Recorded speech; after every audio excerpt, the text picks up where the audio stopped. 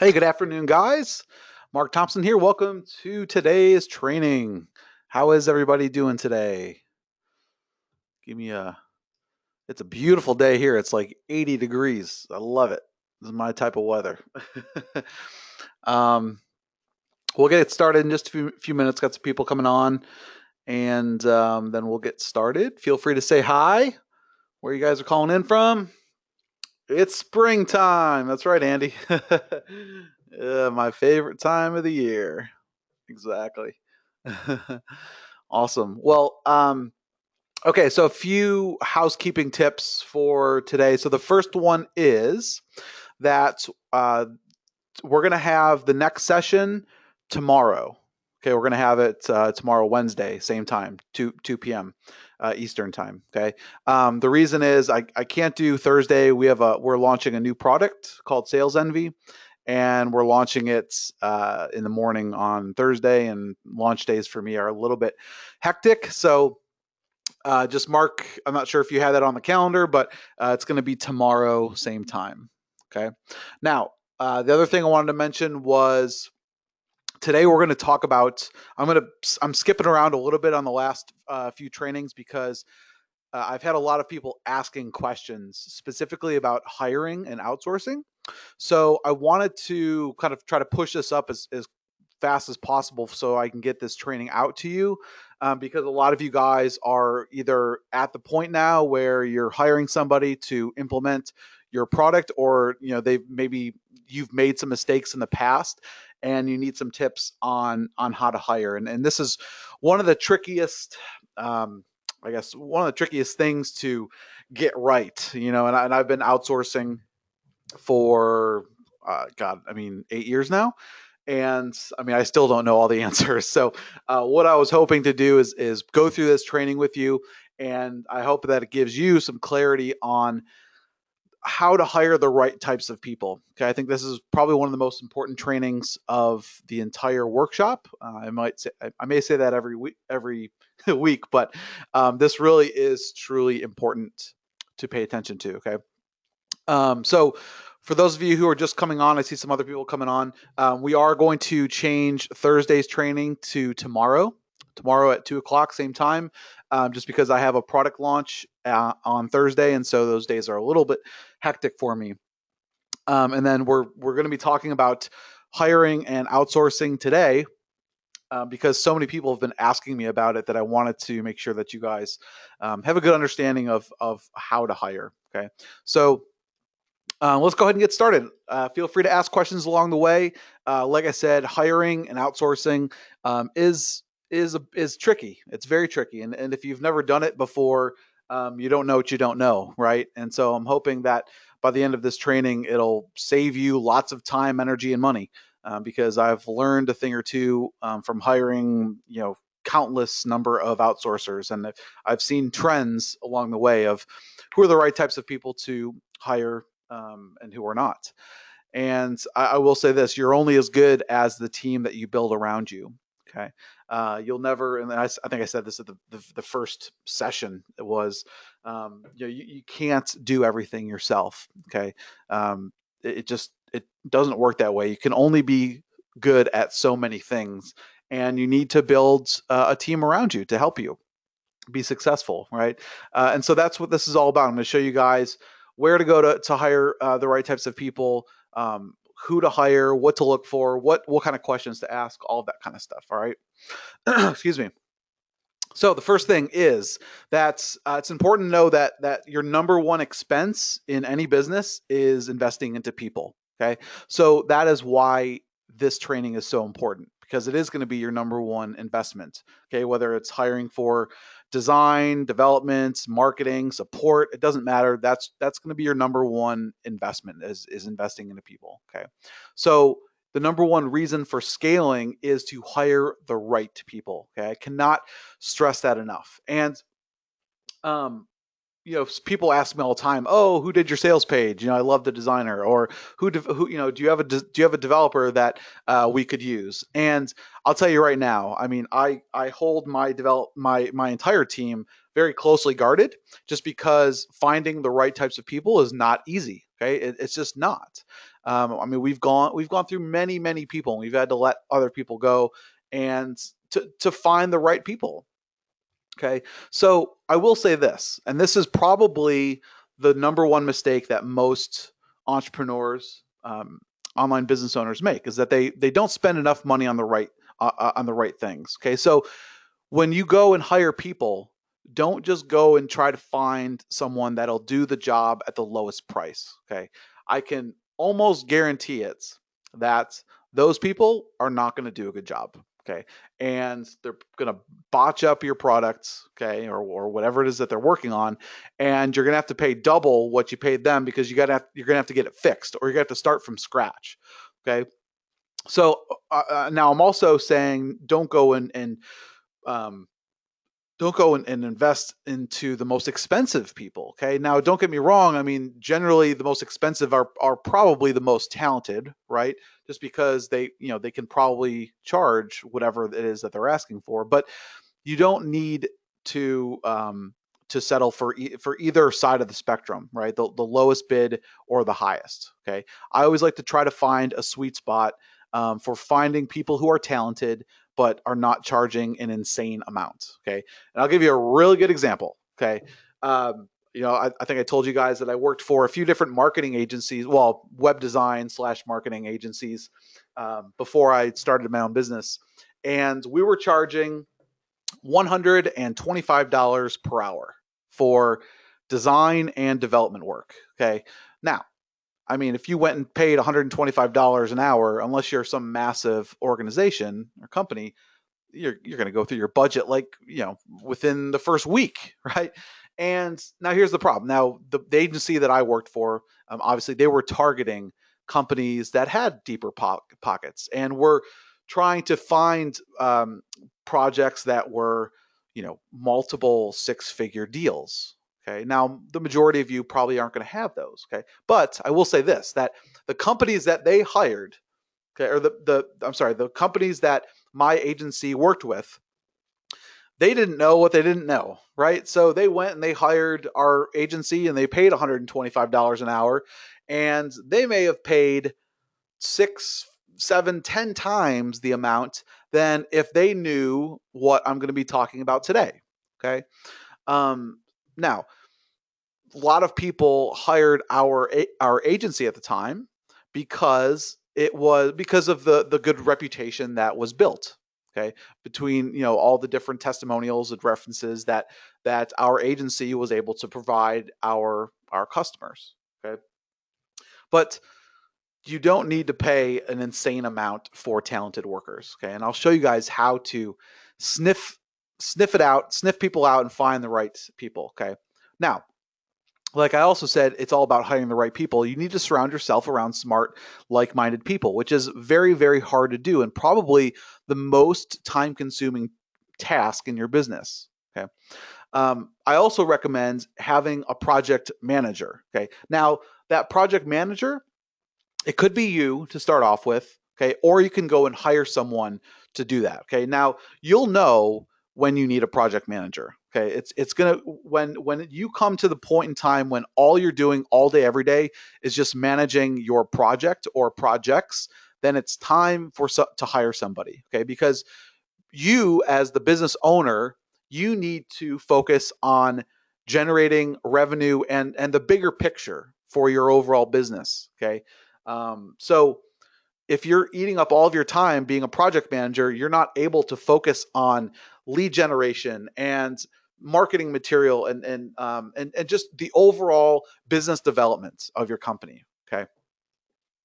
Now, there's a difference between a profession versus a trained skill. Now, a profession would be something like a developer, a designer, IT support, sales copy. Generally, these are people who either went to school, okay, for this specific skill or this profession, really, or they just have they were self-taught and they learned it, right? Like with development, you don't just you don't read a few articles and all of a sudden you can start being a developer, right?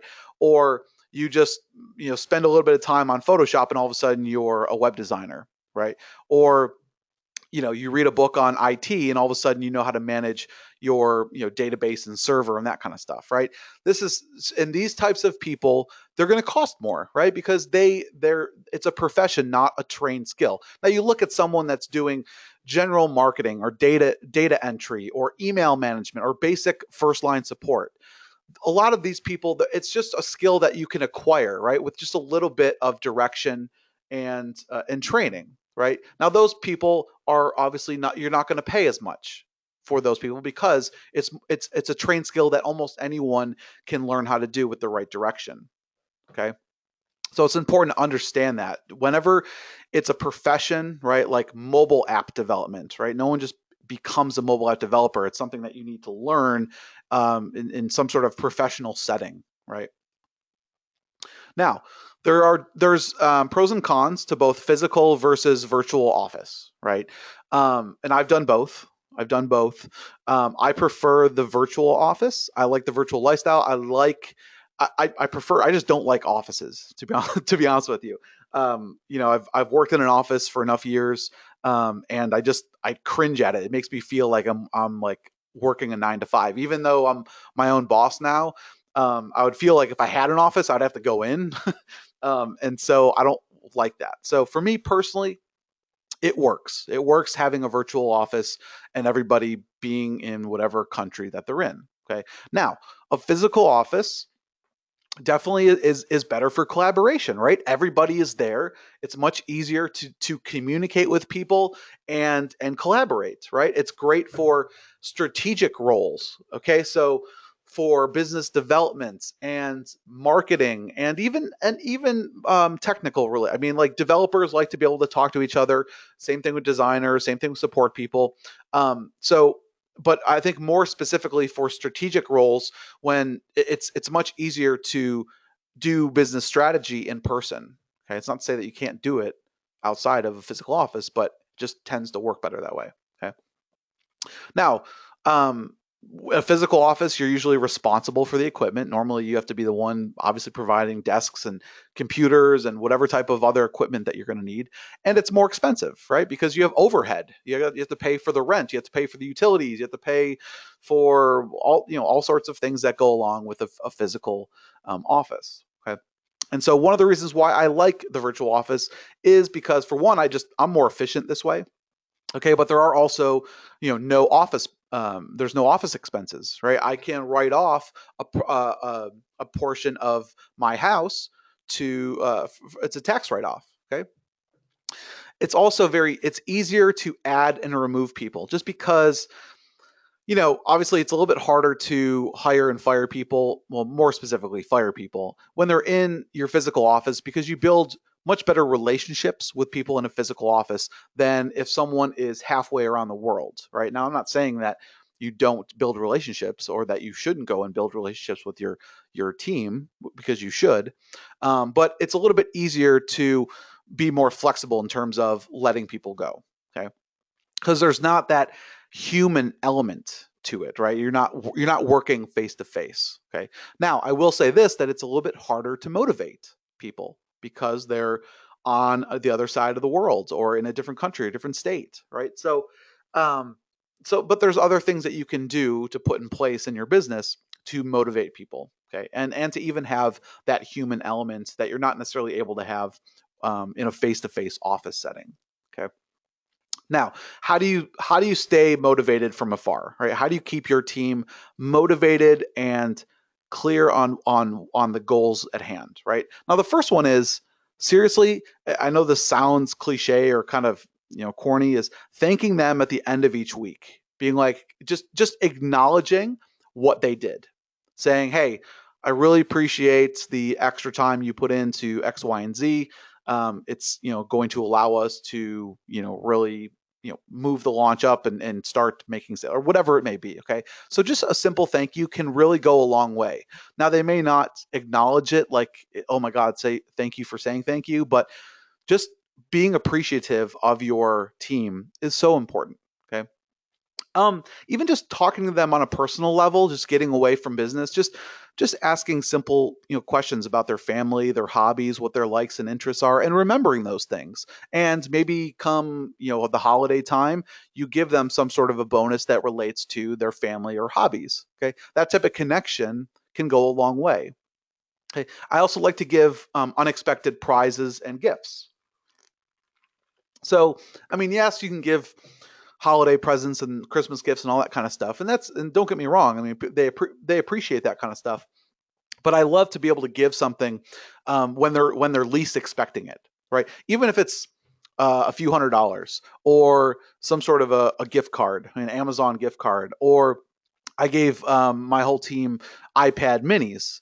It cost me like 250, $300 a piece. And I mean, my team wasn't as big as it was then, but they loved it. Like people in the Philippines or people in, India, that a lot of them are on tight budgets. They don't necessarily have all the bells and whistles and technology that they would like, right? So they really did appreciate that. And a lot of those guys that I gave those iPads to, they're still on my team. Okay. Um, and I like to do that at unexpected times. Okay. Now, communication is by far and away the most crucial elements of building a team. Okay. The last thing that you want is to just not either you not understand them or vice versa, right? So you must have good communication skills. Now, I will admit that not I have been able to I've learned how to recognize which of my team I can talk to in a verbal setting and which I need to talk to in a written setting. So we have I'll take for example the Pay Kickstart development team. So there's eight guys that are on that team. Okay, and all they're working on all day every day is Pay Kickstart. And we have a Monday meeting every morning or every Monday morning, and we used to do it through a call, right? Everybody would call in on GoToMeeting or Skype or whatever it is that we're using, and we would go through all the bullet points that we needed to discuss. Now, what I was recognizing is that some of the guys they were not understanding me that well. Okay, and so what we decided to do for in this particular circumstance was we decided to just do a Skype group, which was straight text. Now, the meeting probably took a little bit longer to get through because we were doing a text chat, okay? But everybody was able to understand and we were all on the same page. And we didn't go through a meeting with half of the guys a little bit unsure about what it is that we were asking of them, okay? Because their verbal skills weren't as good as their written skills, okay? So we have found in this circumstance that it works better just to do a chat meeting. Okay.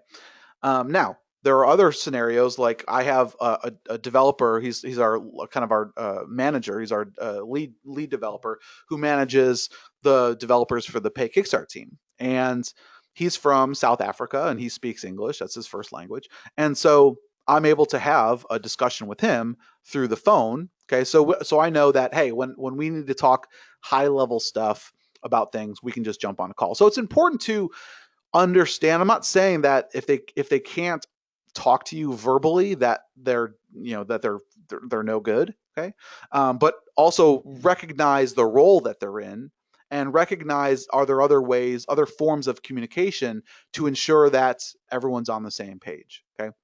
Now, ideally, it would be great if everybody had great verbal and written skills. Okay, but that's not the case, and there are still many, many talented people out there that maybe just because their verbal English isn't good, okay, just speaking for English, but their written English is okay, right, and they understand you. Okay, that's okay. Okay, as long as they can understand you, okay, then you're fine. Okay, if they can't understand you or it takes three, four, five different times of saying the same thing over and over again, believe me, the last thing you're going to want to do is keep saying those things over and over again every single day, right? So it's time to move on if they can't understand you. Okay, so that really is the number one factor when hiring outsourced workers. Okay, does that make sense? Cool. Okay, good. Let's see. When you appoint when you appoint someone to lead a team, say a development team, do you hire the rest of the team or do you still pick others on the team?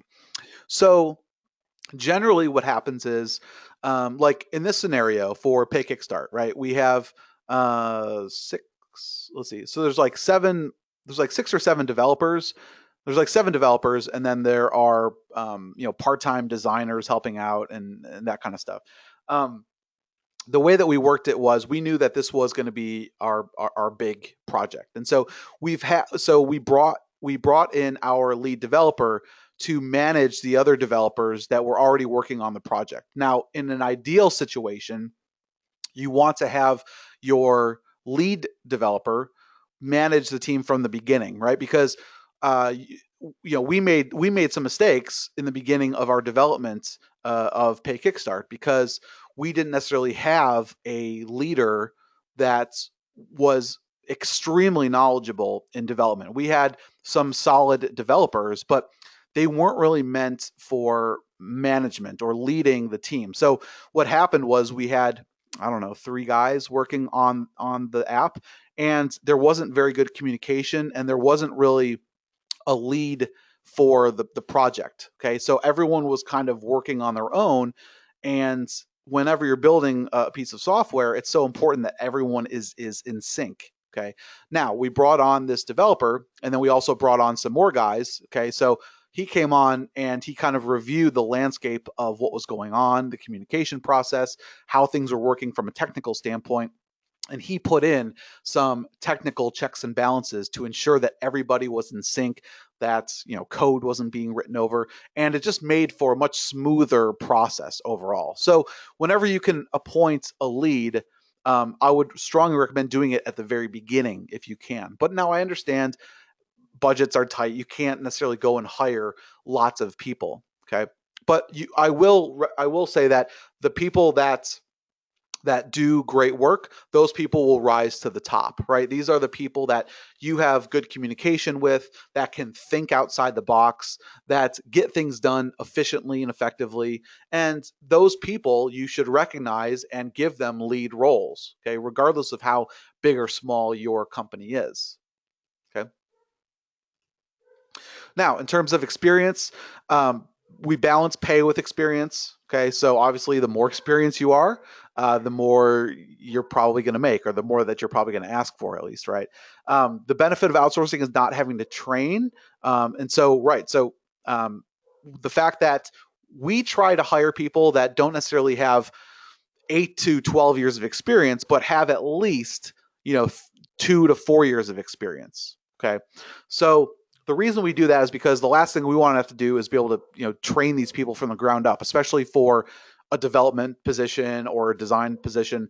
So we have found that by hiring people that have at least some level, some experience, 2, 3, 4 years of experience, we're not having to hire them from the ground up, and we don't necessarily have to pay them what is kind of an insane rate for these people who have been in the workforce for a really long time, for like a decade. Okay, so that's one of the benefits of outsourcing, is that you can go and kind of pick and choose and find people who are experienced to help you implement either a short-term or long-term job. Okay.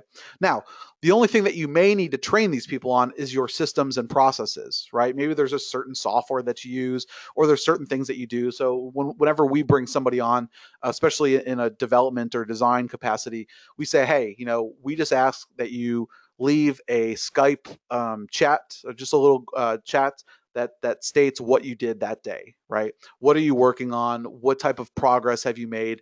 What type of challenges do you have, right? By doing that every day, it keeps us in the loop. If they have challenges, we can bring in other people to help, right? And it just keeps everybody on the right path, right? And just so and like, we may also say, hey, well, we use GitHub to manage our code. We use Jira for our project management, and so there is going to be a little bit of a learning curve for just basic system and processes. Okay, so you need to build that in to your kind of onboarding of a new person, especially if they're going to be long term, right? If you plan on needing someone long term, then you're going to want to make sure that they're integrated with your systems and processes. Okay. Um, Now, it's also important to see that they have a track record, right? Whenever we hire somebody, we always say, "Hey, can you show us examples of real life work that you've done that and how it relates to the job that we're hiring for?" Okay? Pretty self-explanatory, right? It shows that they're reliable and accountable, or we want to ensure that they're reliable and accountable. Now, what we do to ensure that they're reliable and accountable is we do multiple things. The first thing we do is inside of the job description itself, we'll ask them to provide X, Y, and Z. Okay. If they reply to the job posting and they don't provide X, Y, and Z, that means that they're probably not reliable or accountable because they haven't even read the job opening and asked simple instructions on things that you want them to provide in a response. Sometimes we'll just ask them, include your birthday month, right? Like what month were you born? Because that weeds out all of the automated responses from these agencies that just mass apply to everybody, right? And just kind of weeds those people out of the mix. Okay? Now, like I said, make sure that they have examples of similar work as it relates to a job that you're hiring for. Okay. Now, also make sure that they have positive feedback. Okay. This is similar to testimonials or references, right? Feedback. Now, I will say this, that sometimes feedback, it should be taken with a grain of salt because you don't a lot of outsource workers, they live and die by that feedback, and they will literally say, "Hey, you don't need to pay me as long as you give me some good feedback," right? Because, and we've had this happen all the time where we'll hire somebody and they didn't do a good job, and I don't leave them good feedback, and then they reply back and say, "Hey, I'll pay you back, or I'll give you some money back as long as you either don't leave a review or give me positive feedback." Okay, so sometimes these feedbacks and ratings can be manipulated, and so you have to be careful with that. But then again, take it with a grain of salt. Just make sure that you're doing your due diligence and seeing what other previous employers are saying about their work. Okay. Now, this is something, especially in a leadership role, but if you can find people for every type of role, having the ability to think outside of the box, right? Explaining what it is that your business does, what the product does, or product or service, or whatever it is that they're working on. And if they can come up with if they're asking you questions and saying, "Oh, have you thought about doing it this way?" Or, "Oh, I have a great idea. What about doing X, Y, and Z?" Right? If people can think outside the box, those are the types of people that you want, because those are the people that are going to make your products and services better. They're going to improve on your products. They're going to improve on your internal systems. Okay. They're going to increase the value and probably cost of your product because they're providing valuable insights and recommendations. Okay. They are the experts in the particular field you are hiring them for. Okay. So it's important to rely on their expertise when hiring, right? So if you need to hire someone and you need to figure out a way to do something, maybe it's, specifically for software, you explain to them, "Here's what I want the product to do," or "This is the type of functionality I need. What would be your best approach for implementing these features into an application or into a piece of software?" Okay. And you need to rely on those people. Now, usually what I'll do is I may go, and especially if I'm just starting out and I've never, I don't have the team that I have now, I'll go and I'll interview 5, 10 different people, and I'll keep asking them the same questions. And you'll start to notice that there's a trend, right? Like if you interview 10 people, you'll start to notice that 7, 8, 9 of those people will start to say, "Oh, well, I would develop it this way, and here's the function. This is how I would develop it." And so you're kind of getting free advice before you actually hire them, right? And that gives you kind of a one up on hiring the right person, because if you only go and try and interview 2 people, one person says one way to do it, another person says the other way to do it, you don't really know which is the right way to do it, right? So if you can gather a larger sampling and get feedback from lots of different people and they may also give you advice along the way, right? And then you can try to narrow it down based on the way people are responding to your questions. Okay. Now, I will say that there is also no right or wrong place to hire from in the world. Okay, people ask me this all the time, but I will say this, that there definitely seems to be certain parts of the world that are better than others. Okay, just based on my own experiences and and just internal masterminds that I'm a part of. Okay, and I've hired people from lots of different places, tons of different countries, and you name a country, I've probably tried somebody there, right? And so we'll talk about that in a little bit. Now, let's just briefly talk about the hiring process. Okay. This is generally how it works. Okay. You post a job. Okay. After you post the job, you collect and sort through suitable applicants. Okay. Then you narrow down the list and you go into the interview process and you interview them. Okay. Once you found the right person, you put together your contract or agreement. Okay. That's the general process of how you go about hiring someone. Now, obviously, there's tips and tricks along the way that we're going to go through. Okay. Most importantly, you need to be as detailed as possible with what and who you are looking for. Okay. Like I said, you need to have applicants follow simple instructions. Okay. Like sometimes I'll say in the actual, like I said before, just tell me your birthday month, right? I mean, just so that they're actually reading it and following directions. Okay. I know it seems so basic and kind of, like third grade level type stuff, but seriously, okay? Or I'll just say, email me with the subject line, right? So when I went and hired my social media content manager, I basically said, hey, if you want to be considered for the job, you need to put in the subject line content social media applicant, or I forgot exactly what I said. Okay. And I said, you need to email support@digitalkickstart.com with the subject line, blah, blah, blah, blah, blah. Right. And I'd say 75% of the people did that. Okay. The other 25% I didn't even look at. Okay. Because I asked you to just do one simple task. If you can't do that one simple task, I don't want you on my team because you're not going to listen. Okay. So very, very important. Okay.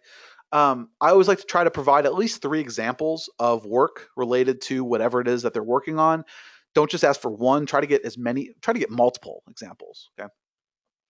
Be able to provide one additional feature that will improve the product or service. I always like to ask that, especially once they've gotten to a point where they understand what the product or service does. Okay. Because again, it helps to understand their thinking process and to see if they can think outside the box. Okay. Generally, the people that can offer great feedback or additional features or that kind of stuff, those are people that can think outside the box. And those are probably the types of people that you want to have on your team. Okay.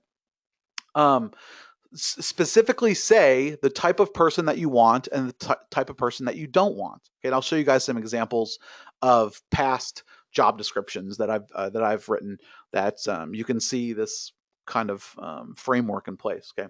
Now I also say be ready for a Skype interview. I generally always at least type with the applicant on Skype. Okay.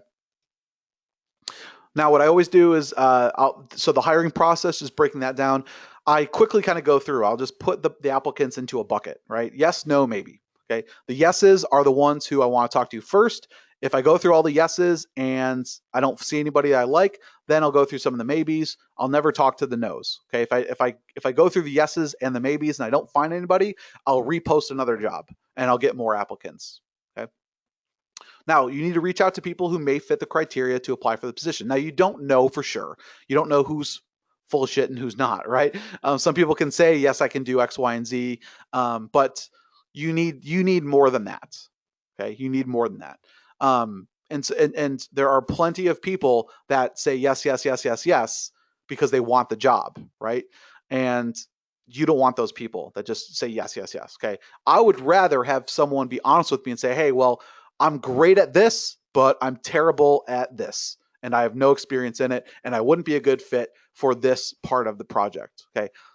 Someone that has that type of honesty, I would like to try to figure out a way to work with them. Now, obviously, if they don't have the skills to perform whatever it is that they're doing, then it doesn't work out. But believe me, there have been people that I've interviewed that I say, hey, I need someone for this type of job.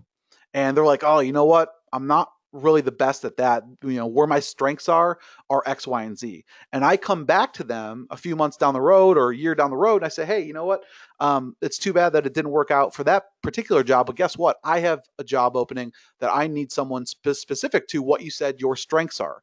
And I would like to hire someone, that type of person. Okay. Now, make sure that you talk to them on Skype, okay? Get a feel for just their personality, right? Even if it's just typing to them on Skype. Get a feel for their personality. What are they like? How do they respond? How do they talk? Do they have good communication? See if you connect with them. Make sure that you can understand them and treat it like a normal interview, okay? Um, so many people think just because it's virtual or it's online that you shouldn't treat it like a normal interview. Treat it like a normal interview. Have questions ready to ask for them. Ask for references. Ask them for examples of relevant work. Ask them for their timeline, right? Especially once you start to get interested in someone, say, okay, well, be honest with them. Be like, hey, listen, there's a few other people that we're interested in, but I like all your references. I liked your examples. I like your strengths and weaknesses. I love all that stuff. If we do hire you, when are you available to start? Are you working on any other projects that could hinder the project that I would like you to work on? Okay, so you have to, and sometimes I'll ask that in the very beginning. I'll say, hey, well, before we even get started, we're looking for somebody full time, or we're looking for someone part time. Is that what you're looking for? Okay, and sometimes if you're only looking for someone to work, your budget only allows 10 hours a week or whatever like that, and this person's looking for full-time work, the last thing you want to do is spend all this time interviewing them and going through all this, or even hiring them, and then they're looking for something full-time and you can't provide that for them. And so they're like, well, you know what, I really did like working with you, but you could only provide me 10 hours a week and I need more than that.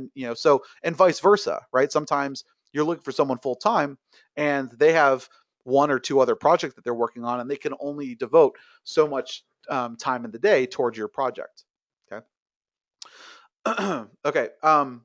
Now, the other thing I always like to do is have them provide a written estimate breaking down the price for your requirements. Okay. So I always like to have them break it down into key milestones. And actually, I think okay, okay, that's the next slide. I'm going to show you guys something here in a second, just to show you how I break down, the potential of hiring somebody. And so I'm one of the things that a lot of people make mistakes on is they hire someone and they have a certain budget in mind as to how much they want to spend to get something created, and they totally miss the boat on it. They spend 3 to 5 to 10 times more than what they originally either agreed to with the developer or with the person that they hired, right? Or they just they get in over their head, or they continue to, oh, I want to add this feature, I want to add that feature. Okay, so this is why it's so important to have everything in writing, have specific key milestones for everything, okay, with dates of completion. Now, obviously, if you're a developer or designer, certain things may get in the way where you can't say, okay, well, by this specific date, it's going to be done, right? Because there's certain things that just come up as a developer, or, and so that's why at least ask for a ballpark, right? Okay, milestone number 1 is going to be X, Y, and Z, and it's going to take 2 weeks, okay, or between 10 and 17 days, right? And then milestone number 2 is going to be X, Y, and Z, and it's going to take 3 days, okay? And so if you can break down the entire project and get estimates of how long things are going to take, that's a better way to control this project than just to hire someone just willy-nilly off of their resume and say, hey, here's what we're looking to build. Let's get going on it, right? You need to have that plan in place. And then you could also set up a payment schedule. Okay. So the last thing you want to go and do is hire someone per hour. And then now, if you hire someone per hour, that's not a bad thing, but you need to be careful, right? Because they're getting paid by hour. So which means, hey, I can, take as long as I need to, and I'm gonna keep on getting paid, right? And what you don't want to have happen is this person's working on your project, you're 60% done with the project, you've burned through all your budget, and they don't really care. I mean, to be honest with you, I mean, obviously if they've worked with you for a while, then they probably do. But if this is someone that you just hired, so what? They just got paid per hour. Okay, now if you're working on a project basis, okay, or on a key milestone basis, where hey, once you've shown me that these milestones are complete, then I'll release a payment, right? And then once I see that the next milestones are complete, I'll release a payment, right? There's incentive for them to get it done, right? And now obviously you don't want them to just be sloppy with it, but you're keeping them on track. Okay, that's why before I have the team that I have now, that's how I worked it. Okay, I mapped out all the key milestones. I said, okay, give me estimates of how long it's going to take, and then I make sure that they adhere to those estimates. If they can't, I need to understand why. Why is it that you originally, I told you what we need to do. I need to understand why the estimate was either blown out of proportion or whatever, right? Um, Now, the way that I have things these days is everyone is per hour. Okay. I pay them for the number of hours that they work. Okay. Now, I believe that the only reason that I'm able to do that efficiently and effectively is because of the team I have in place. Okay. So many of them I've worked with. So there's the trust factor. And then I also have project managers to ensure that things are getting done in a timely manner. Okay. Now, if I didn't have that team, it'd be much harder to control my costs and make sure that things are getting done effectively and efficiently. Okay. So if you're just starting out and you're hiring someone for, a piece of software or whatever it is, if you can do a project cost and then maybe say, hey, let's agree to a certain project cost based on the estimate that you provided and the number of, however much your hourly rate is. And then after the product is created, then we can talk about a per hour charge for updates and maintenance and that kind of stuff. Okay, does that make sense, guys? Okay, good. Now, I also ensure that we do those daily check-ins. Okay, this is again to make sure that everything is on point. The last thing you guys want to do is say, "Hey, let's get started on a project," and just update me every Friday, right? Because that person could burn through 40 hours of work, which is 40 hours that you just paid somebody, and they could totally be off track, right? Something didn't get done the right way, or the estimate was completely wrong, and they're not even close to being able to reach those deadlines. Now, if you have them doing daily check-ins, you can monitor it closely. Okay. Now, I'm not saying if you've worked with someone for a number of years and you trust them and you have someone managing it, you don't necessarily need daily check-ins. And I'm not telling you to go and micromanage people, but this is your money that you're paying these people, and you need to ensure that things are getting done efficiently. Okay. Always make sure that you are open for feedback, and if they have questions or need something clarified, that they can ask you those questions. Okay, you don't want people to think, oh well, you're not approachable. So I always say to every single one, I say, hey, listen, you have the rest of our team at your disposal if you need to talk to our developers or whatever, or you have a question about something that I didn't explain clearly. Make sure you come and talk to me. The last thing I want you to do is go and start working on something for a day, a week, a month, whatever it may be, and not really even understanding what the goal is, what we're trying to do. So make sure that everything is clear. Okay.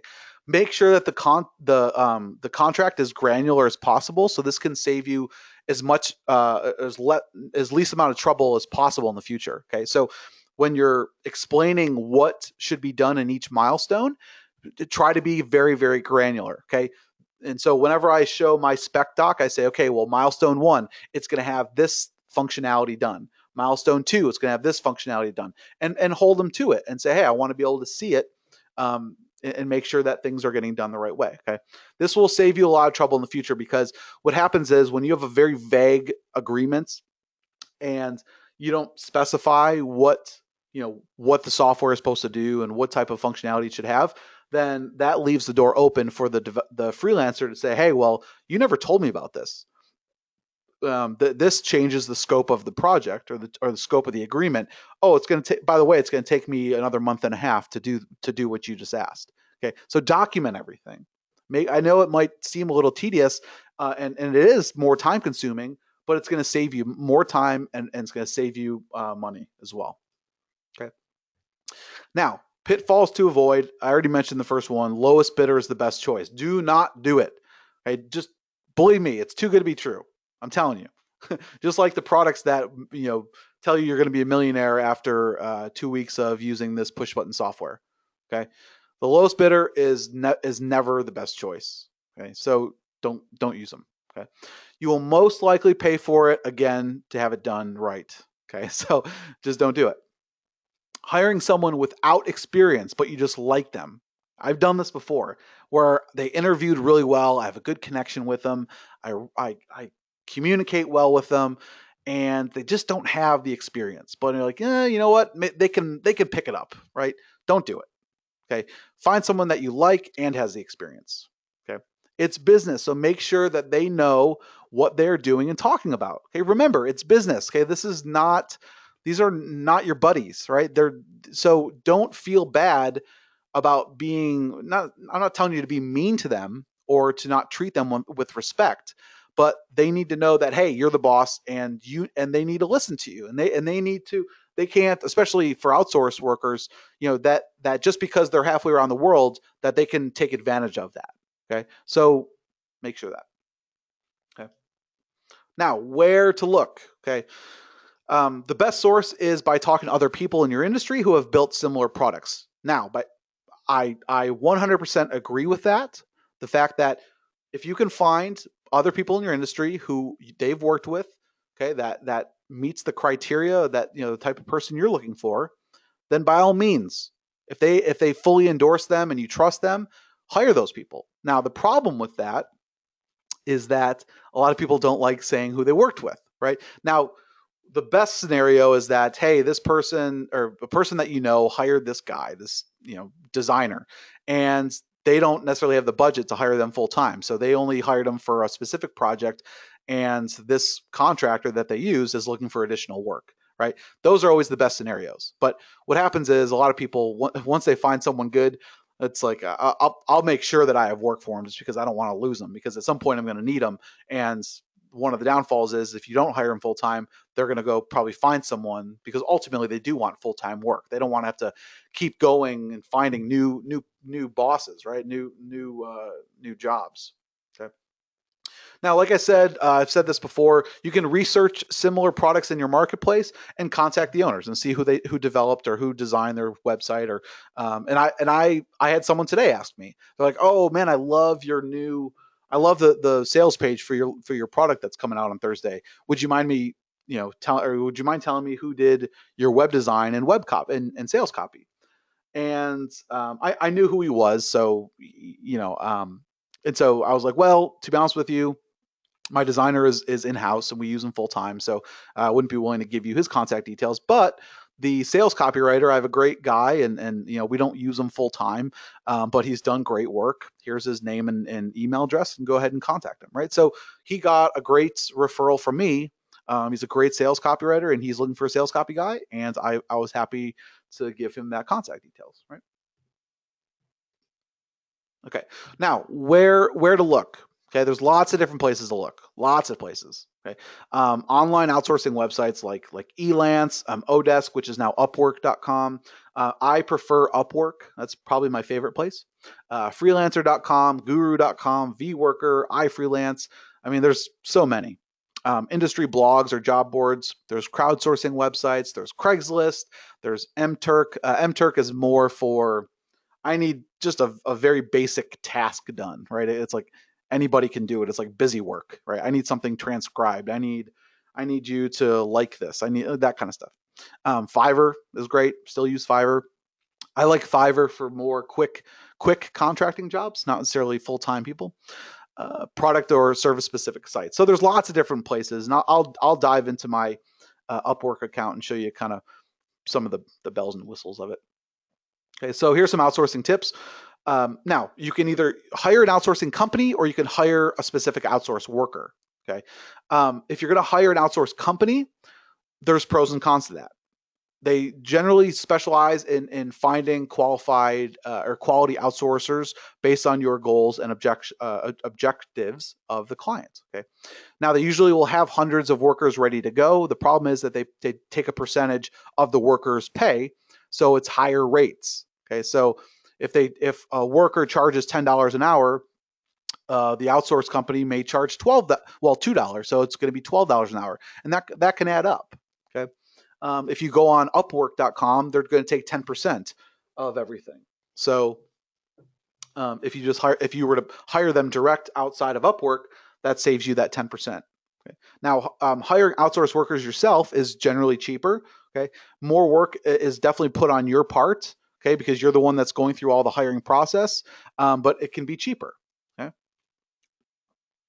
Now, hiring an outsourced company versus an outsourced worker. Okay, an outsourced company is more of a team, so you're hiring a whole team of it could be marketers and designers and developers, or a team of developers or a team of designers to complete your project. So the good thing is you're able to leverage the knowledge of the entire staff, right? Whereas if you hire just a one freelancer, you're limited to the knowledge that that one person has. Okay.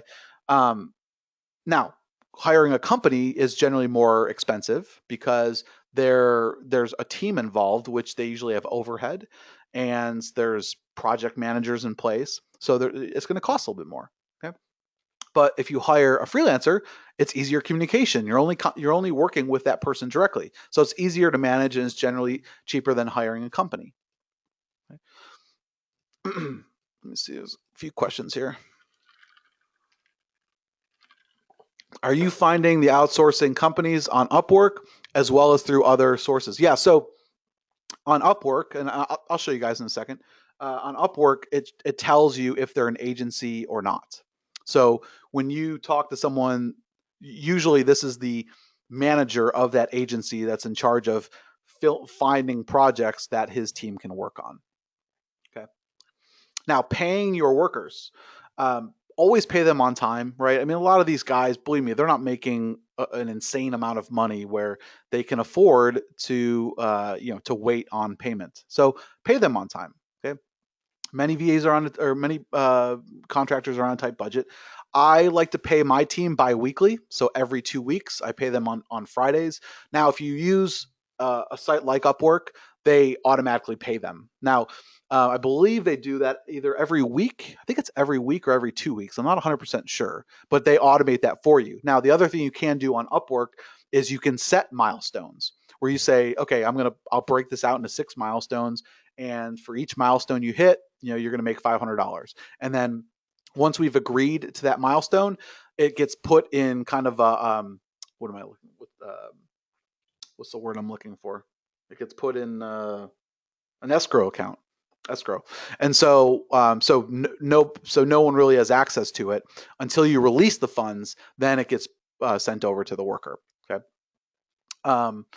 Now, I always like to provide bonuses for great work, right? If they do something that wasn't expected, or they get something done faster, more efficiently, then I reward them.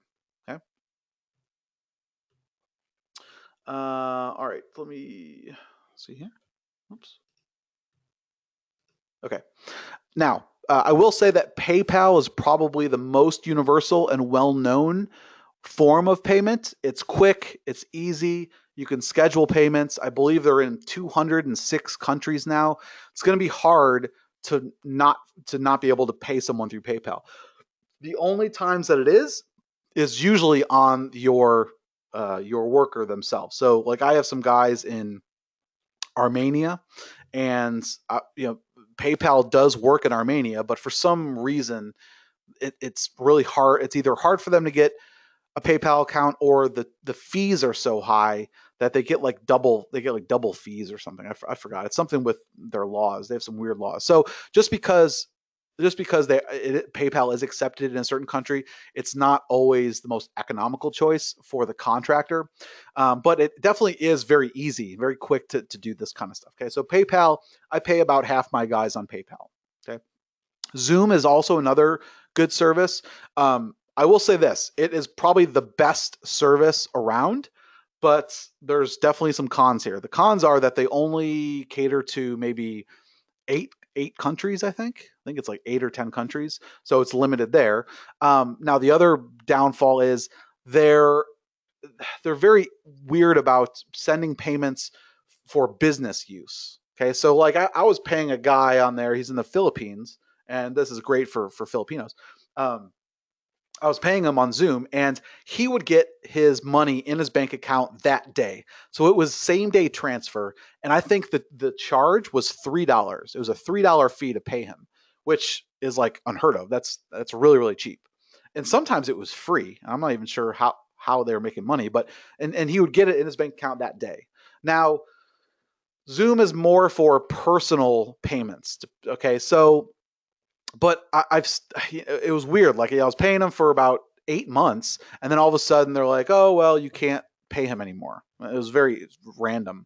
So you take that with a grain of salt. If you could use Zoom, it's great because I think it's a great service, and the fees are really cheap. But they're a little weird about business. Saying it's for business. Let's see, $3.99 if you use a bank account, $4.99 if you use a credit card. For Zoom, yeah, that's. I mean, they're dirt cheap. I don't know how they do it. I mean, it's really cheap. Now, there's lots of other options. Okay, you can ask your bank about offshore payments, so you can do a wire transfer right through your bank. Right. Another one that I didn't add, I'm going to add it on here right now, is something called TransferWise. We just started using these guys. I think we started using them 2 weeks ago, and they they're good for like I don't know, like 80 countries. So they cater to a number of countries. Their fees are relatively cheap, maybe like $15. Okay, and but the only downfall is, at least from I've noticed, has been it takes about 3 to 4 days to transfer. So it takes a little bit longer than obviously PayPal, which is instant, or Zoom, which is usually same day or one day. Okay. You can also do Western Union. This is also a time. Yeah, this is kind of an annoying process where you got to pay Western Union, and then Western Union makes it available at one of their local stores or grocery stores or whatever in that country, and then the contractor has to go pick it up. Okay, you can do direct deposit or e-check, usually through your bank. Payoneer is another one. I've noticed a lot of people in Eastern Europe use Payoneer. Now, this is actually a pretty quick process. Um, Basically, the contractor creates a Payoneer account, and they have an email address, and it just bills your credit card. So you basically say, "Hey, I'm going to pay this contractor $800. Here's his email address," and it charges your credit card, and the fees are reasonable, $8 to $15. I guess it just depends on how much you're going to pay them. Okay.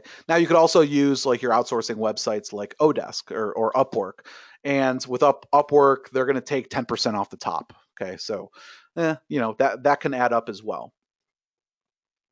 Now I want to talk specifically about hiring for each type of person that you're going to be hiring for. Okay. Now I'm not a programmer or a developer, but I've learned enough to know what to look for and what type of questions to ask. Okay.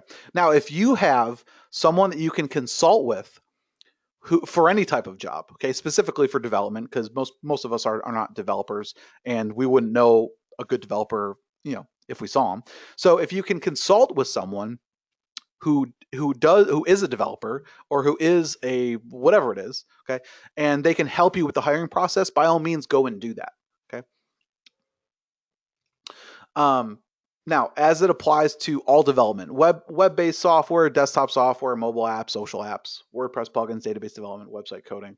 Okay, I prefer to look in Eastern Europe, so it could be Russia, Moldova, Bulgaria, Ukraine, Romania, Armenia. I also like looking in the Philippines. Okay, the Philippines, the Philippines is great for a lot of different types of jobs. There's not as many good Filipino developers. Okay, there's a lot in Eastern Europe, a lot. Okay? Now, there's lots of different programming languages, right? There's ASP or .NET, there's PHP, there's C++, there's Ruby, Ruby on Rails, there's Perl, Flash, Cold Fusion, JavaScript. I mean, there's a bunch of different programming languages. Okay, you don't need to understand all these languages. Okay, but do your research. Okay, do your research so you know what's going to be the best programming language for whatever piece of software you're going to create. Now, you may not know, but while you're in the process of hiring someone, you can get that type of feedback. And I talked about this on another session that we had. So, for example, like Easy VSL is an Adobe Air application. It's an application that you install on your desktop. The reason that we made it a desktop application and not a PHP web application was because there's video rendering. Okay, if we try to render hundreds or thousands of customers' videos at the same time on our server, it'd blow up, or we'd have to pay so much for server costs that it wouldn't be worth our investment to sell it.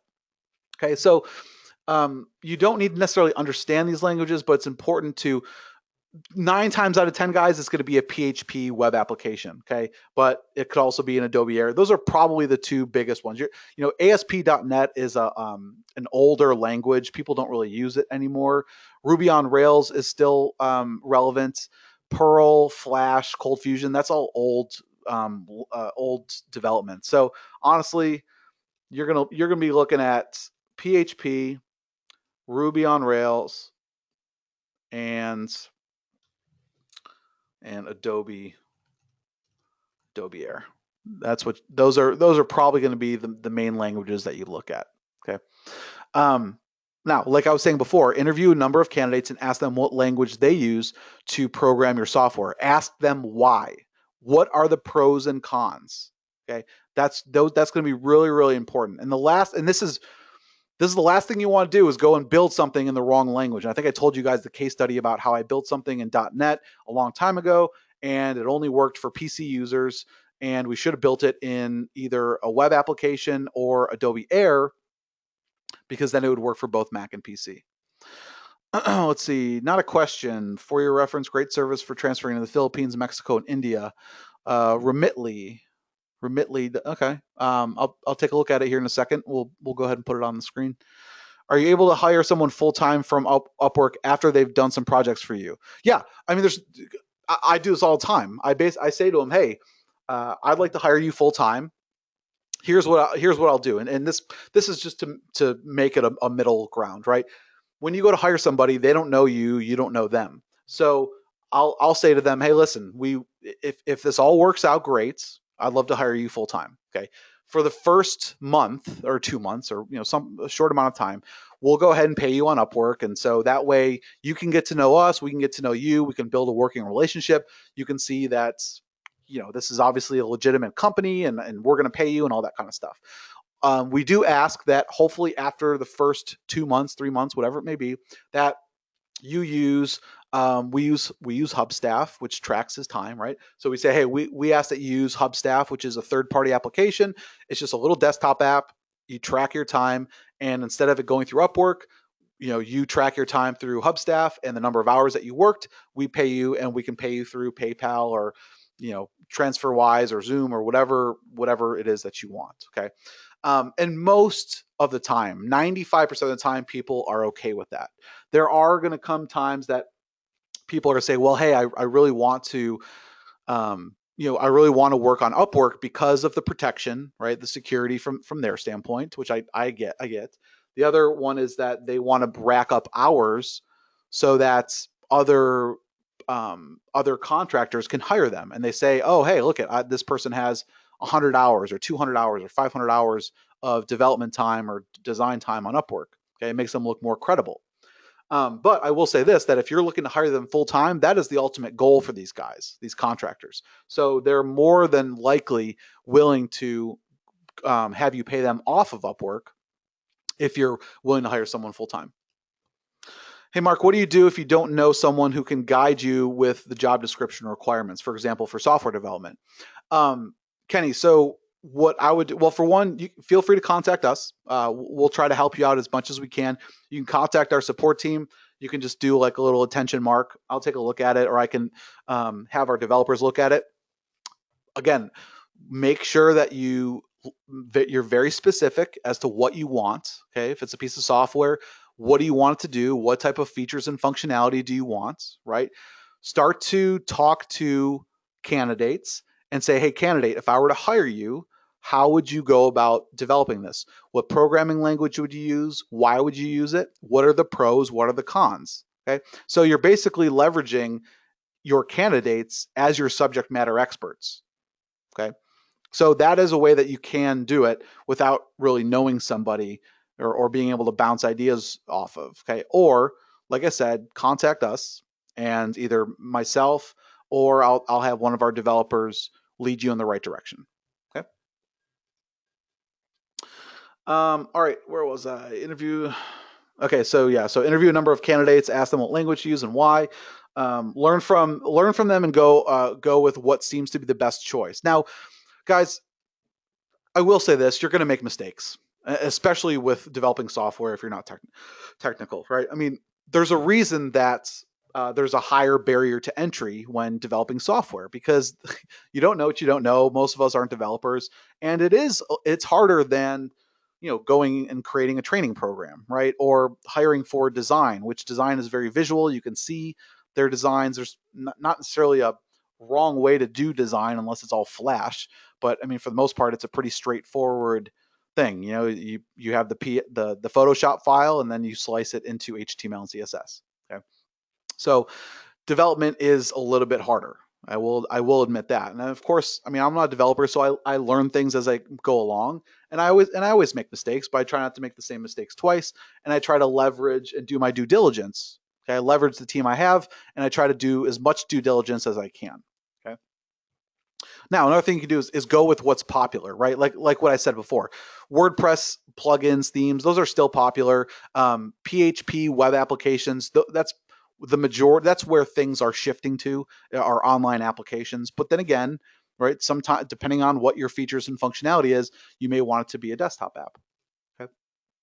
Again, identify all the pros and cons. Make them tell you what are the pros and cons to developing it in a particular language. And then you'll have to make that decision, right? So for example, Flash development, right? Flash is good for certain things. It's not good for developing websites, right? Because it's not search engine. You're limited as to what you can do with Flash, right? It may look pretty, but it's not easily crawled by search engines. Okay, that's just one scenario, right? I think I told you guys about a scenario like our chat application, our live chat app called Boxcar, which allows people to install a chat widget on their site and talk to people, right? And so we couldn't use just normal. We couldn't do a PHP web app because we needed the application to refresh without having to manually refresh the page. Okay, and that's why we used Node. Okay, Node, Node, and JavaScript and jQuery. Okay, the reason that we used that was because that we needed the person answering the questions and having that discussion. We needed to be able to see the discussion in real time and not have to refresh the page. Okay. Now, if you use the right, if you explain to the developers exactly what you're trying to do and give them all the details, then you should be able to determine the right type of development language and framework to use. Okay. And then, so like I told you guys before, we built Azon Spy as a desktop version, not realizing the implications that it had. Okay. Everyone had different computer configurations, version of Windows. More people are on Mac now. It was only for Windows. This equaled a ton of support. We had to go back and build it as a web app to fix all the issues. Okay. This meant buying a server to host it, but it saved us a lot of money in the long term once we did it the right way. Okay. Now, just like any job, you want to get examples of their work to validate they know what they're talking about. Ask for relevant examples with URLs. Ideally, get what's called a GitHub repository, so it's access to certain samples of their code. And so I know this is going to be hard for someone that doesn't, that is not technical to go and look at code. I'm not saying that you should, but this is just one way for you to confirm that they know what they're talking about, right? If you say, hey, I want to develop an application, and they're saying, okay, well, we'll do it in PHP and it's going to be in CodeIgniter framework. Well, okay, well, show me an example of an application that you created in CodeIgniter. And if they can't show you an example, then they're probably full of it, and just move on to someone that can. Okay. Now, documentation is also very important. So if your product or service is complex, you may need documentation created. Okay. In this case, make sure that they can write proper English, right? So for example, we're developing Pay Kickstart right now, and we need to create API documentation. So if people have a product and they want to integrate it with our system, they need their developers to be able to read the API documentation so that they can integrate with our platform. Okay. Now, in order to do that, I couldn't go and write the API documentation. You need someone that knows the code to do that, right? And so, for the most part, if a developer is coding, right, they can write up documentation, API documentation or whatever type of documentation you need. Okay. Now, the type of questions to ask. Okay. Um, and so this is one of my big red flags. If I say, "Do you have any questions about the project?" and I just spent 20 minutes, 30 minutes, whatever it is, explaining the whole project to them, and if they just say no, that is a major warning. That's a major red flag. If someone just say, "Nope, I get it," that to me, that's just someone saying, "Hey, I just want the job. I got it," right? Um, of course, there's going to be questions, right? And if they don't have questions, that's a major red flag because they're either not listening to you or they don't fully get it. Because there's no way that someone's going to have zero questions after you just explained, what it is for 10 or 20 minutes, right? They should always be questions. Okay. Um, what challenges do you foresee? I always ask that question. Okay. Like, okay, now that you know what it is that we want to do, what are going to be the biggest hurdles that you oversee, right? Or that you see? How are we going to overcome those challenges? Make sure they can answer that. Okay. Because the last thing you want to do is say, "Oh my God, well, we're going to have these challenges." And then you get to that point when there's that challenge and they don't know how to overcome it. Again, how would you approach developing this product? What are your strengths and what are your weaknesses? Again, another red flag is someone that can't admit any weaknesses. Okay. Again, I like people who will admit what they're good at and what they're not good at. It can be as simple as a certain rating. Hey, give me your rating 1 to 10, 10 being the highest on your JavaScript skills, on your jQuery skills, on your HTML skills, on your whatever it is that's relevant to they're working with APIs or whatever it may be. Okay. Now you should also build in support time. Okay. Regardless of what the software does, you're going to need to support it, which means you're going to need someone to fix bugs, add features, reply to technical tickets, troubleshoot, that kind of stuff. So you need to add a reasonable amount of support and maintenance for a certain amount of time at least, right? And now, once the product is created, you may need that person, that developer, to help more in the first few months, and then it may start to dwindle away as all of the bugs start to get worked out, right? So, I mean, like we have products that we've created 2 or 3 years ago, and we just maintain them and support them. And there's obviously not as many bugs as there was when we first launched it, right? For any piece of software. So once you work out the initial bugs, okay, you just maintain it, or maybe add new feature requests from customers and improve on the software. Okay. Now let's talk about paying developers. How much should you pay people? This is generally speaking, guys. Okay. If they have less than 1 year of experience, you can probably find someone $3 to $10 per hour. Okay, 1 to 3 years, 10 to 20, 4 to 10 years, 20 to 50, 10 years plus, you're talking $50 or higher. Okay, I like to hire, like I said, someone that has 2 to 5 years of experience. We are able to find talented people from anywhere between $15 and $22 an hour. Okay. Now, I'm not saying that you're going to be able to do that. Okay, we've been doing this probably a lot longer than some of you guys, and so we're able to figure. And I've tried to give you as many tips as I can, but you can find solid developers that you can trust and have good communication with. Between I personally wouldn't go lower than $10. I personally wouldn't go lower than $12. Okay, now sometimes you can find that diamond in the rough. Believe me, I have some guys that we pay $10 an hour, and they're great workers. Okay, but we tend to find that the people that we hire for $15 to $20, $22 an hour, those tend to work out the best. Okay, so again, take it with a grain of salt. Now the rates can change based on location. So if you go and hire someone in the U.S., you're not going to find someone for $10 an hour. Okay. Or if you do, they're probably not going to be great. Okay. That's why we look in the Philippines or in Eastern Europe where the cost of living is all relative. Okay. Um, and like I said, usually better rates if you do it by, you can get better rates if you do it by the project. Okay. Whereas if you do it by hourly, it can snowball. Okay.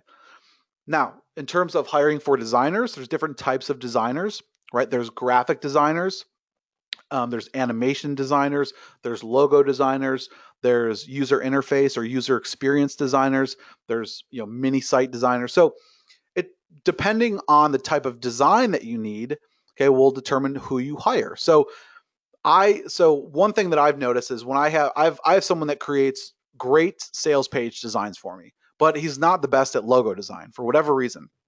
Okay. Or he's not that good with creating a design for an application.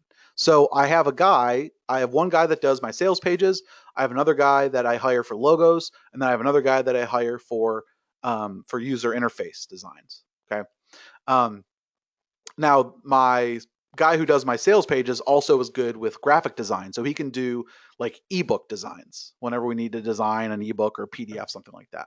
Okay. So you'll notice when you look at portfolios of designers work what they're good at, and you should ask them and say, hey, are you good with designing user experience, user interface designs? Are you better at sales page design? And flat out ask them. Okay. Now, also remember that design and coding are different skills. Not all designers can code. As a matter of fact, 99% of designers are not coders, at least back-end developers. Okay.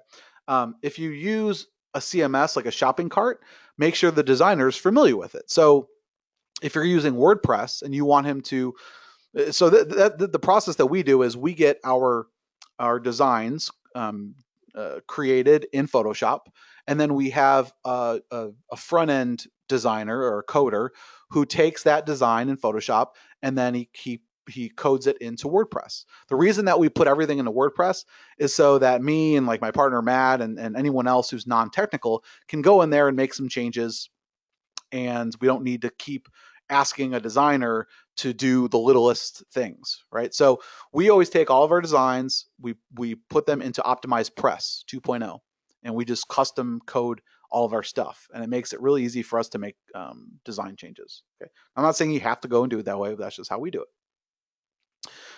Do you know what content you're adding to the site? So make sure that you have your copy already done, so then you know how the look and feel is going to be. Kind of, don't put the cart before the horse. Do you have a domain yet? How much does it cost for design updates? Always, make sure you ask those questions, right? So a lot of times what happens is you could hire someone, say, hey, well, here's the sales copy. I need you to design this page, this sales letter or whatever it is, and give me an estimate. Okay. Oh, it's going to be, $300, $400, $500, whatever it is. And then say, okay, well, if there's any updates that I need, how do you work that? And usually if there's updates, it'll just be on an hourly basis, but make sure that you address those things. Okay.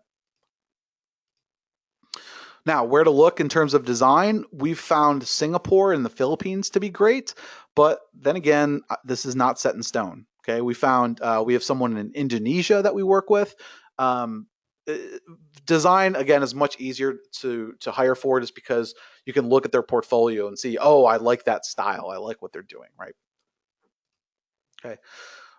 Other questions to ask: are you experienced in HTML and CSS? Right? Are you experienced in Photoshop? Okay. There's designers who are only work in Photoshop. They just do the literal design. And then there are designers who can code it into HTML and CSS and position it on the page and make it a functional page, right?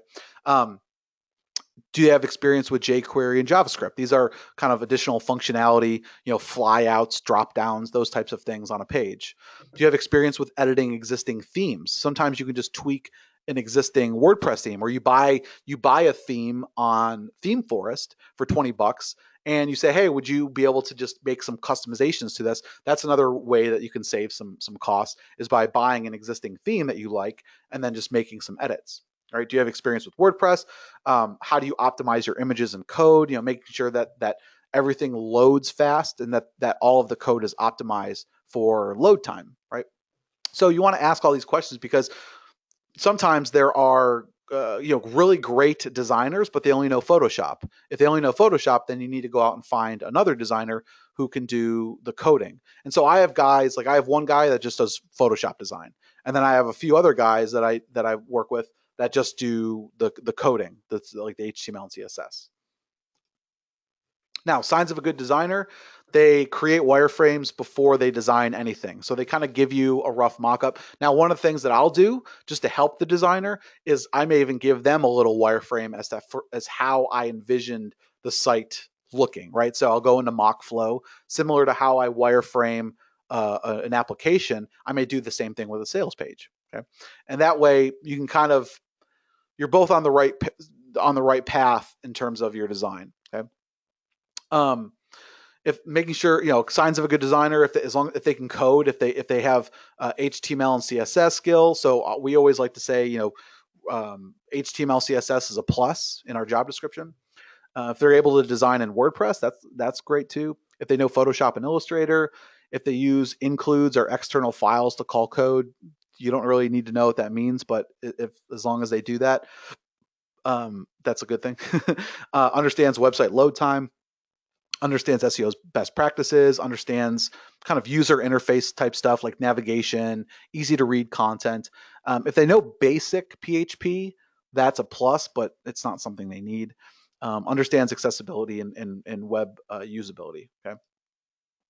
Now, like I said, hiring, it's more visual. Referrals are always great. Look at their portfolio, interview them, ask them to explain their design process.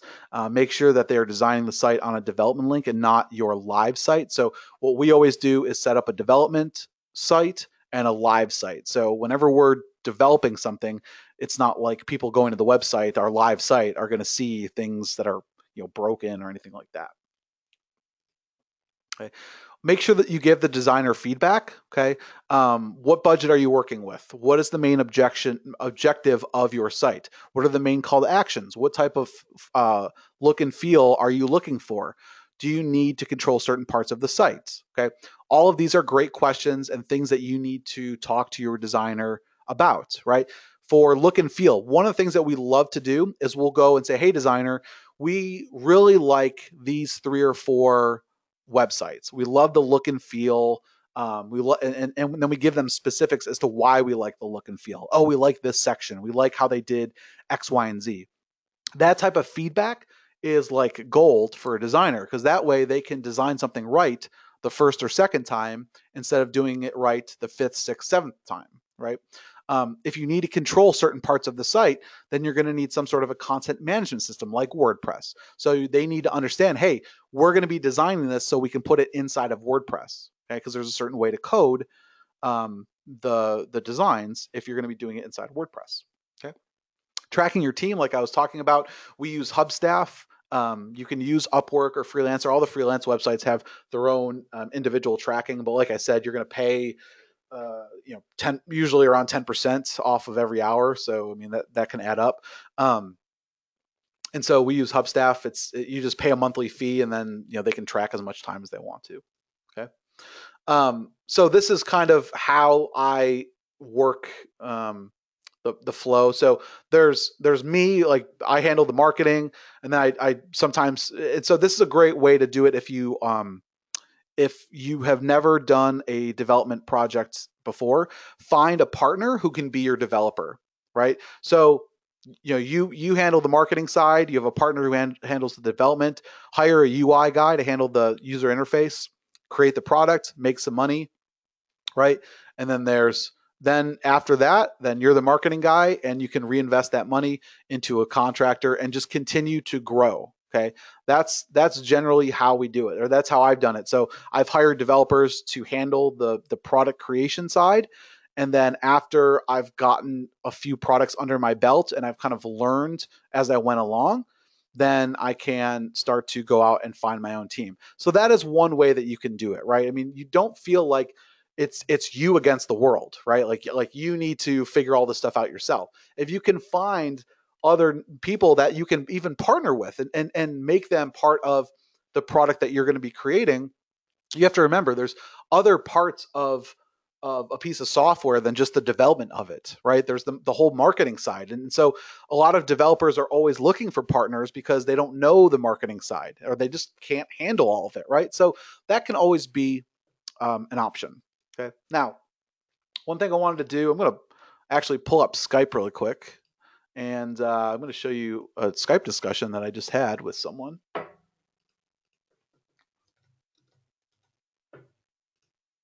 Okay.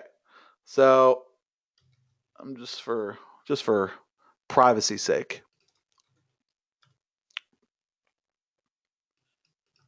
Okay. So this was an example. So I do some one-on-one coaching, and so I have someone I was talking to. So he's doing his first software project right now, and so this is really relevant to what we're talking about. Okay. Okay. So he went out and hired somebody. Okay, he hired someone to develop this piece of software, and he sort of did what I asked him to do, but he didn't. Okay, and I'll talk about the mistakes that he made and the things that he did right. Okay, so the first thing he did was he created a spec document. Okay, create a spec doc. Okay, the spec doc it was just a word doc that showed all the just what the software was going to do, the functionality that was going to need to be involved. Okay, how it was going to work, right? The whole process. And so in this, I don't want to necessarily give away his product here, but it basically just walked through what it can do. And so just outlined it for any developer that who may be he may be looking to hire, right? From there, he did some wireframes. So he wireframed out kind of the idea as to what he had. Now, you don't have to do this, but it's strongly recommended because this can help be kind of a starting point for how you envision the application looking and how you envision it functioning. So he went out and created his dashboard page, his profile creation page, his just all the different core functionality pages. Okay, then after that, he went into the hiring phase, which he went and got all of his prospects. Now, the thing that he did not do, which I broke down for him, is what he should have broken it out into key milestones. Okay, so he hired this guy at X number of dollars per hour, okay, to implement. And so he said, okay, here's the spec docs, here are the wireframes. Oh, I'm sorry. Then he did hire a UI designer. So he found a designer to create the user interface. Okay, so whatever that was, maybe it was like $500, right? So now we have the developer. So he spent time hiring the developer, and now what this person did, say it was, I forgot what it was, like $15 an hour or whatever you hired him for. Okay, he basically said, okay, hey, here's the UI design. I need you to code it now and make it functional. Okay, and then so the developer's like, okay, $15 an hour. Okay, so they agreed to that. Now, and this is at the point that he's at. Okay, and this is what he was just explaining to me. I go, okay, that's great. Okay, and did you get examples of his work? No, but I really liked him. He seemed like he was knowledgeable. Okay, don't do that. Okay, you need to get examples. You need to vet him. Okay, you need to vet these people. Okay, the other thing that he neglected to do was break down key milestones. So I went through and I said, okay, well, did you get the user interface design coded up? He said no. Okay, so he had this as a PSD, as a Photoshop file. So I was like, okay, well, you need to get that coded. So the developer that he hired actually was the one that was going to code this, and he had a budget of $5,000. Whoops, not 50,000, or so he said. So he goes, hey, developer, I have a budget of $5,000 based off of the user interface that you see here and the spec doc explaining what I want. Can you do this for $5,000? And here's the problem: the developer is going to say yes. A lot of the times he's going to say yes. Okay, because especially if he's getting hired per hour. Because, like I said before, you can get to all the way to step 4 here. Okay, and they didn't even have this mapped out. But you can get all the way to step 4. You're 70% of the way through your budget, and you're nowhere even close to finishing on budget. But guess what? He's already gotten paid. He's getting paid per hour. So if you fire him or just let him go, I mean, it's no harm to him, right? There's no incentive for him to even finish it. So here's what I told the guy that I work with. I said, listen, you need to break it out into milestones. So I broke it out. I said, okay, step one, HTML and CSS slicing and implementation. So just get all of the user interface designs functional. So you can click around and see all the different pages, but nothing's actually, there's no functionality in terms of development, right? I mean, you can't like create core functionality stuff, right? So I said, go back to that developer and I want you to get estimates for everything here. Okay. Structuring the database, core functionality. So I'm like, map out your core functionality, part one, part two, part three. You're going to need to have some sort of a super admin area where you can manage users, right? Your customers, right? You're going to need a way to integrate with some sort of payment gateway. In this circumstance, he was using JVZoo. And then you're going to need to do final testing and bug fixes. Okay. And then what I said to him is, after you've gotten all of the estimates from the developer, I want you to double it. Okay. I want you to double or even triple the amount of time. So if this developer says 10 hours, okay, I want you to estimate 20 hours. Okay. And I will tell you this, and this may sound crazy, but out of all the projects that I do, whenever we estimate something, it always takes twice as long. It does. For one, developers are notoriously bad at estimating. Okay. Now, what I do is, okay, so say this guy adds up all the hours. Okay. Now, for one, does that add up to your budget? Okay.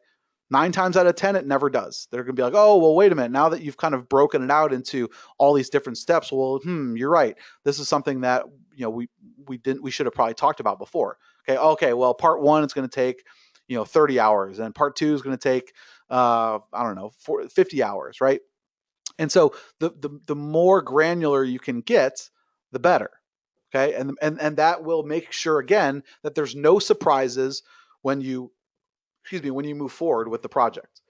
Okay. Now, when you're on step one here, okay, it's going to take you 10 hours. Okay. So let's see, today's Tuesday, and you're going to start this on Monday, which means, okay, if you work 8 hours, so at some point on Thursday, that means that all of the step one should be completed, right?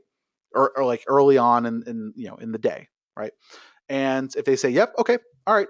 So if it's not done, well, why isn't it done, right? I mean, you need to make them accountable, right? And this is what always happens, guys. What happens is they're going to say 10 hours, it's going to take 20 hours. Okay. So you need to build that in to your budget. Now, you may not go and tell them this. Okay. You may not say, okay, well, Mark told me, well, you said 10 hours. Well, it's going to take 20 hours. Okay. Just know that in the back of your mind, you want to have that buffer, because if you don't have the buffer, you're in trouble. Okay. Because you might budget 5,000 and then all of a sudden it's going to be 10,000 to do it. Okay. Now, if he does it, if he says 10 hours and it takes him 10 hours, great, fantastic. You're on point, right? If he says 10 hours and it takes him 7 hours, fantastic. And he did it right. Well, great. This guy is a keeper, right? And so this is the process, guys, that you need to go through when you want to develop software. Okay. Or really anything. I mean, it doesn't really matter what it is. If it's design, okay, they're going to be designing a whole website for me. Okay, how long do you estimate it's going to take to design the homepage? How about the features page or the contact page? All that kind of stuff, right? So the better you break it down like this, the less there are for surprises. And I told them, I was like, the last thing I want you to do is, you have that $5,000 budget in mind and you're paying this guy by hour, which I said, you may want to renegotiate with him. And, if he said, sure, I can do it at $5,000. Okay, great. So let's just do key milestones and I'll release X number of dollars per milestone, right? That holds them accountable instead of going, all awry and just racking up a crazy amount of hours. It happens all the time. Okay. And so I don't want that to happen to you guys, and you need to have realistic expectations. Things always come up, specifically when developing software. So if you have it in your mind that you've got an estimate down and then you double it, okay, that will at least put you, in a position to succeed. Okay. Sometimes it's even more than double. I mean, I've seen estimates just completely butchered where it takes 3 to 4 times. Now, obviously, if you go in and, oh, I want to change this, or I want to add this, or I don't like the way this is. I mean, if you're doing that the entire time, then of course it's going to take, 2, 3, 4, 5 times as long.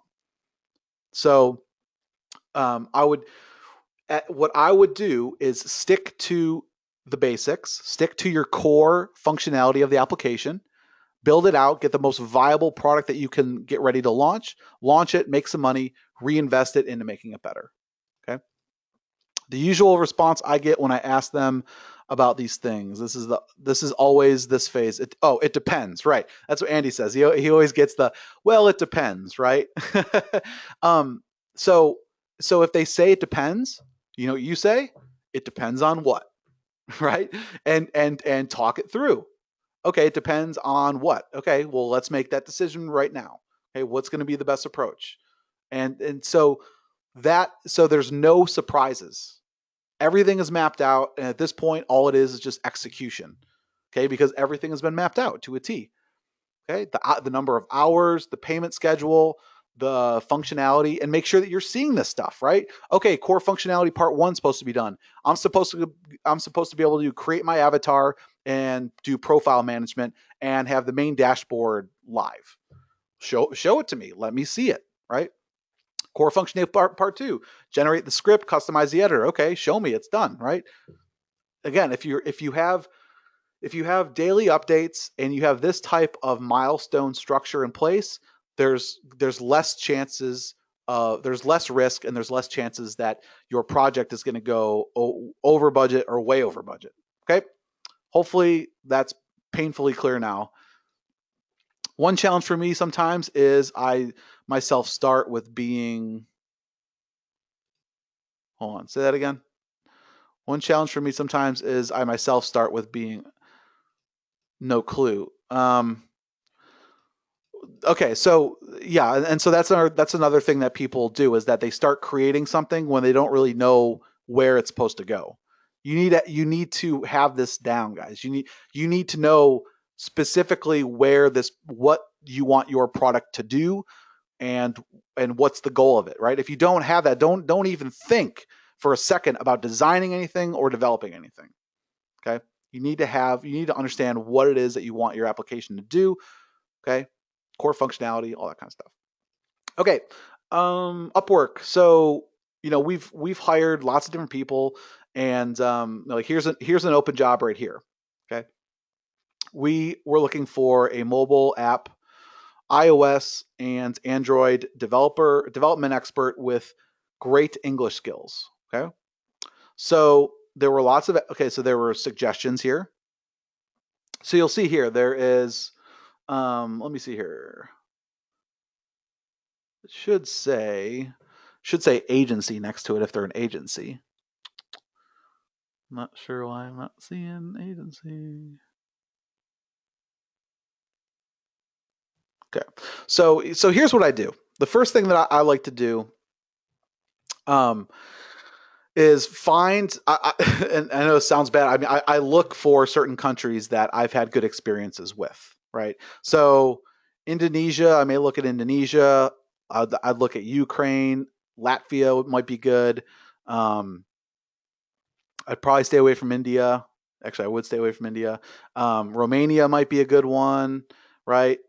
So I'll look at the hours that they've worked. I'll look at their hourly rate. Now, the hourly rates, I will tell you this, that a lot of these guys, they jack up their hourly rates because in hopes of negotiating for a higher rate. So I've gotten guys down. I've had guys that say that they charge $40 an hour, and I've gotten them down to $18 an hour. Okay, now that's all obviously in negotiations. If you're willing to hire somebody full time, you have much better leverage. Okay, if I can say, hey, listen, I understand, your hourly rate is $40 an hour. Okay, great. Well, listen, we don't have the budget to pay you $40 an hour, but what I can offer you is full-time work, long-term work. We have a team of 15 developers or whatever, and sell them on it and say, hey, listen, would you be willing to do somewhere between, I wouldn't even say, I'd lowball them first. I'd say like $15 an hour, and then they may say, oh well, no, I'm not going to do it that low. I'm like, okay, well, that's fine. And sometimes you can walk away and then they'll contact you back and they'll be like, well, listen, if you can give me 40 hours a week, I'll do it for $20 an hour. And you just got that person that is listed for $40 an hour down to $20 an hour. Okay. So obviously if you can do full time, then you definitely have more wiggle room in terms of their price. Okay. But I mean, this happens all the time. Now, you're going to have all these different people. You can send invitations to them. So what I do is I invite them. I said, hey, message me on Skype. I liked your profile. I'd be interested in hiring you for this mobile app developer job. So Upwork gives you suggestions, and then there's the actual people who apply. Okay. Now, if there's someone that I just don't like, I'll just archive them. I'll just remove them. Right. So like this one here is an agency. I'm almost positive. Usually it says agency on here. They changed their UI a lot because it used to be Odesk and now it's Upwork. But anyways, that's I prefer to hire freelancers, but for some of you, you may want to hire an agency. So you'll notice here. So this person in India, like this person in Romania, this could be a good person. 27.78 an hour. I might be able to get them down to $20 an hour, maybe even 18. I could look at their cover letter. I have rich experience in shopping app development, and here are app links which I developed. He's showing you 3 examples right there. I am free now and I can start work immediately. I am sure that I can do your project perfectly within 15 days. Now, I didn't even talk to this guy yet, and he's saying he can do it within 15 days. That's a little bit of a red flag, but I'm not necessarily going to count him out. Okay. His English is fluent. It's verified. That's good. He can speak good English. Here are some of his skills. So this would be someone that I would want to talk to. Okay. Okay, so I would basically just start segmenting these. Now, what I'll usually do is I may find, so I messaged 5 of these guys. Okay. And so I messaged these guys and I said, hey, let's talk on Skype. So you can see here, Russia, $33 an hour. Okay. Romania, $27 an hour. Netherlands, $25 an hour. Norway, $33. Uruguay, 15. I thought maybe it says he's a rising talent. Give $15 an hour. Maybe he's who knows? Maybe he's good. Okay. And then we ended up hiring someone. Okay. So let me show you the posting. So we are looking for an iOS and Android mobile developer to create a lightweight app for us. We are going to be implementing shopping cart statistics, notifications and sales, and other various features into a mobile app for ease of viewing on our customers. The primary web-based shopping cart API is already in development. This job is simply for a mobile app developer. Candidates must have previous iOS and Android experience with great English skills. Be ready for a Skype interview. Okay, this is just one of them. I mean, we've done obviously lots of them. Let me see. See if I can find another one here. So, how much do you trust the Upwork tests, ratings, and filters? I don't trust. I use it with a grain of salt, like anything. I don't have a ton of. I like it, right? If I see someone that's been top rated, 100% job success, that's good. But then again, if they haven't worked a lot of hours, now like this one here. So this Forestsoft, this is an agency. They've worked over 43,000 hours. That's a lot of hours. 98% job success.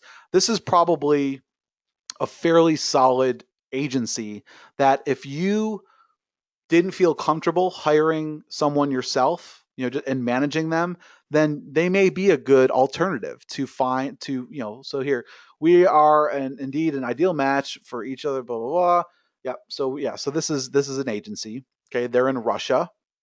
Okay. One thing I would probably do if I ever was interested in hiring this agency, I would talk to this guy and be like, well, listen, here's the type of person I'm looking to hire. I would still like to have communication with the developer. I want to know about his experience. I want to know about, because ultimately at the end of the day, yes, you're hiring an agency, but you're hiring the person that's developing your product. So you need to still vet that person, even though you're hiring an agency. Now, the agency, hopefully based off of their track record, should do a good job of hiring the right type of people and giving a good fit for whatever it is that you need to hire for, and also be able to manage that person and then make good recommendations. Okay. Okay. Let me see what else. Now you can also go out, and so I can find freelancers. So one thing I may want to do, say I'm looking for iOS um, developer.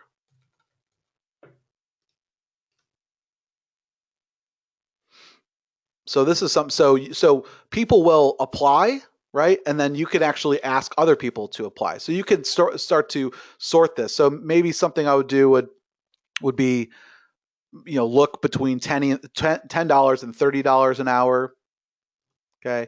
Let me see. So web. Whoops. Go through some of these filters. So I'm looking under mobile development. And you should advance filters, so you can select a specific location, Eastern Europe.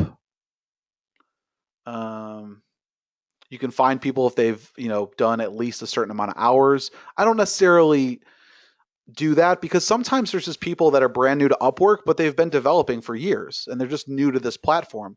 And those are actually diamonds in the rough. If you can, I scooped up an amazing designer, and he was working for someone for 3 years as their designer, and um, and then he I think I don't know if the company went under or something like that, but so he created a profile on Upwork, and he's like, yeah, I've been working full time for this other job, so I didn't really have a lot of experience on Upwork, but he was like a diamond in the rough. So I would go, and actually, so I would go to, here we go. So you can filter between if you want an agency or if you want an independent freelancer. So I prefer independent freelancer. Update the filters, and then you'll get all these different people. So, Tamara from Russia.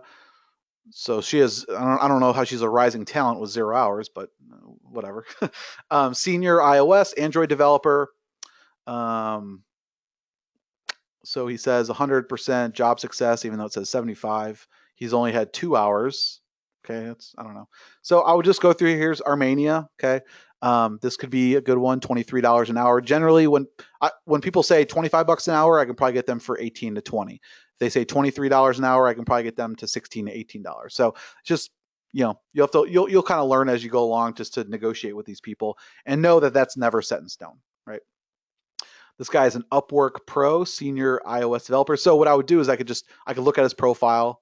I could invite him to the job. Say, hey, if you're interested, let me know. Some people will decline it, other people may not. You can look at their skills. Another thing you can start to notice is when you look at these different profiles, you'll start to notice that a lot of them have specific skills, and that you may need those skills, like I don't know, in-app purchases, push notifications. Actually, this guy sounds pretty good. So he's worked 368 hours. He's available for more than 30 hours a week. He has fluent English, which is good. Look at his job history. He has one job that's in progress, so it doesn't look like he has too much on his plate, at least on Upwork, but you never know. So 5 star, 5 star, 5 star. That's So basically, anything that I see that is a rating, a review, hours worked, these are all just pluses. Okay, these things do not get you hired; they get you fired, or just skipped. Okay, so that's how I use specifically Upwork's ratings and tests and filters. Okay, so that is how I go about hiring these guys, and so I'll talk to them on Skype. And then if I do end up hiring them, like I said, I say, sure, I'll hire you, and we'll do, at a project cost or an hourly cost, whatever it is. And then after, a few months, we'll bring you back to hub staff like the rest of our team once you're comfortable with our team. All right, guys. Any questions on that? Hopefully, like I said, I had like 3 or 4 people uh, over the weekend ask me about um, outsourcing and that kind of stuff. So hopefully that will help give you a lot more insight and feel more confident.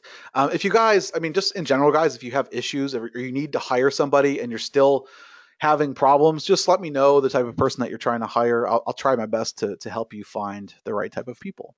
Okay.